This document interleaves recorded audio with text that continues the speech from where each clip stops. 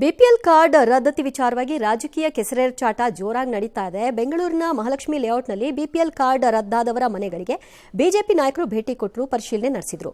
ಸಂತ್ರಸ್ತರ ಅಹವಾಲುವನ್ನು ಆಲಿಸಿದ್ರು. ಪ್ರತಿಭಟನೆ ನಡೆಸಿ ಸಿದ್ದರಾಮಯ್ಯ ಸರ್ಕಾರದ ನಡೆಯನ್ನ ಖಂಡಿಸಿದ್ರು. ಸರ್ಕಾರದ ವಿರುದ್ಧ ಧಿಕ್ಕಾರ ಕೂಗಿದ್ರು. ಆಗಿರುವ ಅನ್ಯಾಯ ಸರಿಪಡಿಸಬೇಕು, ಇಲ್ಲಾಂದ್ರೆ ಬೀದಿಗಿಳಿದು ಹೋರಾಟ ಮಾಡ್ತೀವಿ ಅಂತ ಎಚ್ಚರಿಸಿದ್ರು. ಆಹಾರ ಇಲಾಖೆ ಕಚೇರಿಗೆ ಬೀಗ ಹಾಕ್ತೀವಿ, ಅಧಿವೇಶನದಲ್ಲಿ ಧರಣಿ ಮಾಡ್ತೀವಿ ಅಂತ ಕೂಡ ಹೇಳಿದ್ರು. ಅಲ್ಲದೆ ಗ್ಯಾರಂಟಿಗಳಿಗೆ ಇದನ್ನ ಲಿಂಕ್ ಮಾಡಿದ್ದಾರೆ. ಆದರೆ ಕೈಪಡೆ ಮಾತ್ರ ಈ ಎಲ್ಲ ಆರೋಪಗಳನ್ನ ನಿರಾಕರಿಸ್ತಾ ಇದೆ. ಕೇಂದ್ರ ಸರ್ಕಾರದ ಮಾನದಂಡಗಳ ಪ್ರಕಾರವಾಗಿಯೇ ಈ ಪ್ರಕ್ರಿಯೆ ನಡೀತಾ ಇದೆ ಅನ್ನೋದು ಅವರ ಹೇಳಿಕೆ. ಯಾರೂ ಗಾಬರಿ ಆಗಬೇಕಿಲ್ಲ, ಸಣ್ಣ ಪುಟ್ಟ ವ್ಯತ್ಯಾಸ ಸರಿಪಡಿಸಬಹುದು ಅಂತ ಸ್ಪಷ್ಟನೆ ಕೊಟ್ಟಿದ್ದಾರೆ. 11 ಲಕ್ಷ ರದ್ದು ಮಾಡಿದ್ದೀರಿ, ಇನ್ನು 14 ಲಕ್ಷ ರದ್ದು ಮಾಡಕ್ಕೆ ಹೊರಟಿದ್ದೀರಾ. ರದ್ದು ಮಾಡಬೇಕಾದ್ರೆ ಒಂದು ಕಾಮನ್ ಸೆನ್ಸ್ ಆದ್ರೂ ಬೇಡವಾ?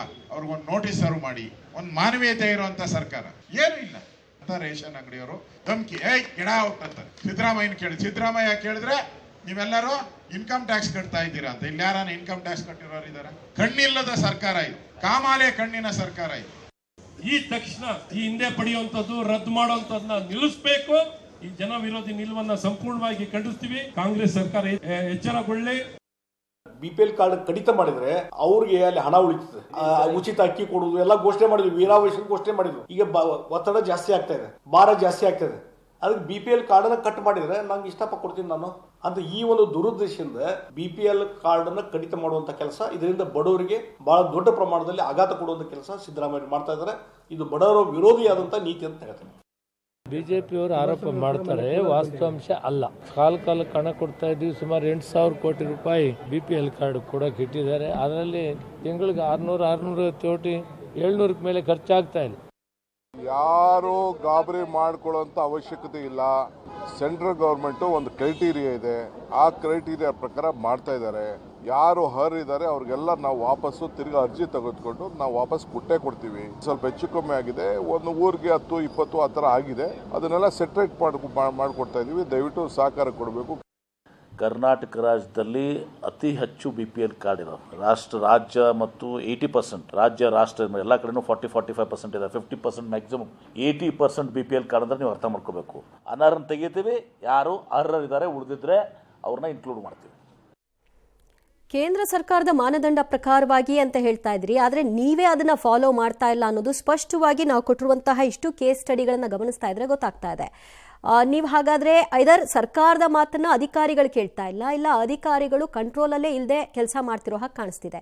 ಜನ ಗಾಬರಿ ಆಗಬೇಡಿ ಅಂತ ಹೇಳ್ತಿದ್ದೀರಿ. ಇದು ನಿನ್ನೆ ಮೊನ್ನೆಯ ಗಾಬರಿಯ ಪ್ರಶ್ನೆ ಅಲ್ಲ. ಕಳೆದ 1 ತಿಂಗಳಿಂದಲೂ ಕೂಡ ಈ ರೀತಿಯಾಗಿ ರೇಷನ್ ಅಂಗಡಿಗೆ ಮತ್ತು ಆಹಾರ ಇಲಾಖೆಯ ಬಾಗಿಲು ತಟ್ತಾ ಇದ್ದಾರೆ.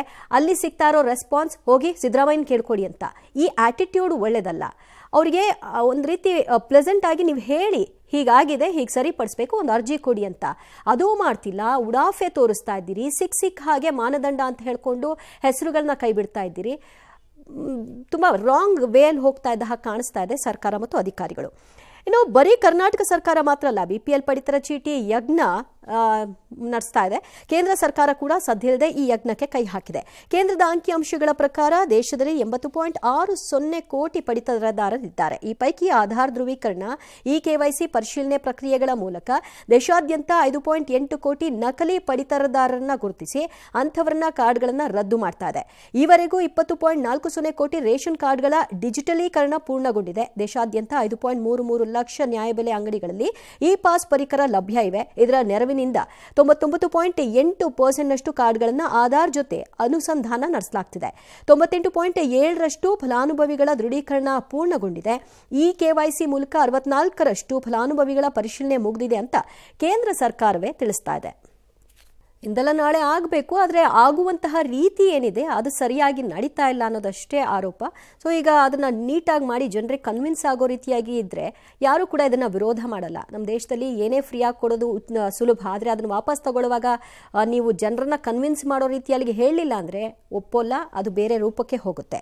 ಇನ್ನು ಮಹಾರಾಷ್ಟ್ರ ಚುನಾವಣೆ ವೇಳೆಯೇ ಬಿಟ್ಕಾಯಿನ್ ಆಡಿಯೋ ಭಾರೀ ಸದ್ದು ಮಾಡ್ತಾ ಇದೆ. ಶರದ್ ಪವಾರ್ ಪುತ್ರಿ ಸುಪ್ರಿಯಾ ಸುಳೆ, ಕಾಂಗ್ರೆಸ್ ನಾಯಕ ನಾನಾ ಪಟೋಲೆ ಇತರರ ಜೊತೆ ಸೇರಿ ಅಕ್ರಮ ಬಿಟ್ಕಾಯಿನ್ ವ್ಯವಹಾರ ಅತ್ಯಾಚಾರ ನಡೆಸಿದ್ದಾರೆ ಅಂತ ಬಿಜೆಪಿ ಆರೋಪ ಮಾಡಿದೆ. ಆಡಿಯೋವೊಂದನ್ನು ರಿಲೀಸ್ ಮಾಡಿದೆ. ಇದು ಭಾರೀ ಸಂಚಲನವನ್ನ ಸೃಷ್ಟಿ ಮಾಡಿದೆ. ಆದರೆ ಈ ಆರೋಪವನ್ನ ಸುಪ್ರಿಯಾ ಸುಳೆ ತಳ್ಳಿ ಹಾಕಿದ್ದಾರೆ. ಈ ಆಡಿಯೋ ನಂದಲ್ಲ, ಬಿಜೆಪಿ ಸುಮ್ಮನೆ ಕೆಸರೆರಚುವಂತಹ ಕೆಲಸವನ್ನ ಮಾಡ್ತಾ ಇದೆ, ಸೈಬರ್ ಕ್ರೈಮ್ಗೆ ದೂರನ್ನ ಕೊಡ್ತೀನಿ ಅಂತ ದೂರು ಕೂಡ ಕೊಟ್ಟಿದ್ದಾರೆ. ಸುಧಾಂಶು ತ್ರಿವೇದಿಗೆ ಮಾನಹಾನಿ ನೋಟಿಸ್ ಅನ್ನು ಕಳಿಸಿದ್ದಾರೆ. ಈ ವಿಚಾರದಲ್ಲಿ ಯಾವುದೇ ಆಧಾರ ಇಲ್ಲದ ಕಾರಣ ಪೊಲೀಸರು ನನ್ನನ್ನು ಬಂಧಿಸಲ್ಲ ಅನ್ನೋ ವಿಶ್ವಾಸವನ್ನ ವ್ಯಕ್ತಪಡಿಸಿದ್ದಾರೆ. ಬಿಜೆಪಿ ಆಧಾರರಹಿತ ಆರೋಪ ಮಾಡ್ತಾ ಇದೆ ಅಂತ ಶರದ್ ಪವಾರ್ ಕಿಡಿಕಾರಿದ್ದಾರೆ. ಆದರೆ ಅಜಿತ್ ಪವಾರ್ ಮಾತ್ರ ಇದು ಆಕೆಯ ಧ್ವನಿಯೇ, ನನಗೆ ಗೊತ್ತಿದೆ ಅಂತ ಹೇಳಿದ್ದಾರೆ. ಮೂಡಾ ಹಗರಣದ ತನಿಖೆ ತೀವ್ರಗೊಳ್ತಾ ಇದೆ. ಇದೇ ಹೊತ್ತಲ್ಲೇ ಮೈಸೂರಿನಲ್ಲಿ ಅನುಮಾನಾಸ್ಪದ ಬೆಳವಣಿಗೆಯೊಂದು ಘಟಿಸಿದೆ. ಅದೇನು ಅಂದ್ರೆ, ನಿನ್ನೆ ರಾತ್ರಿ ದಿಢೀರಂತ ಲೋಕಾಯುಕ್ತ ಎಸ್ಪಿ ಉದೇಶ್ರನ್ನ ಸಿಎಂ ಬಾಮೈದ ಮಲ್ಲಿಕಾರ್ಜುನ ಸ್ವಾಮಿ ಭೇಟಿ ಮಾಡಿ ಅರ್ಧ ಗಂಟೆಗಳ ಕಾಲ ಚರ್ಚೆ ನಡೆಸಿದ್ದಾರೆ. ಮಾಜಿ ಆಯುಕ್ತ ನಟೇಶ್ ವಿಚಾರಣೆ ಬೆನ್ನಲ್ಲೇ ವಿಚಾರಣಾಧಿಕಾರಿಯನ್ನ ಸಿಎಂ ಬಾಮೈದ ಭೇಟಿ ಮಾಡಿದ್ಯಾಕೆ ಅನ್ನೋದನ್ನ ದೂರುದಾರ ಸ್ನೇಹಮಯಿ ಕೃಷ್ಣ ಪ್ರಶ್ನೆ ಎತ್ತುತ್ತಾ ಇದ್ದಾರೆ. ಉನ್ನತಾಧಿಕಾರಿಗಳಿಗೆ ದೂರು ನೀಡಲು ಮುಂದಾಗಿದ್ದಾರೆ. ಆದರೆ ಈ ಬಗ್ಗೆ ನನಗೆ ಗೊತ್ತಿಲ್ಲ ಅಂತ ಗೃಹ ಸಚಿವ ಪರಮೇಶ್ವರ್ ಜಾರ್ಕೊಂಡಿದ್ದಾರೆ. ಈ ಮಧ್ಯೆ ಇಂದು ಲೋಕಾಯುಕ್ತ ಮುಂದೆ ಎಡಿಸಿ ಪಾಲಯ್ಯ, ಇಡಿ ಮುಂದೆ ಮಾಜಿ ಆಯುಕ್ತ ದಿನೇಶ್ ಹಾಜರಾಗಿ ವಿಚಾರಣೆಯನ್ನು ಎದುರಿಸಿದರು.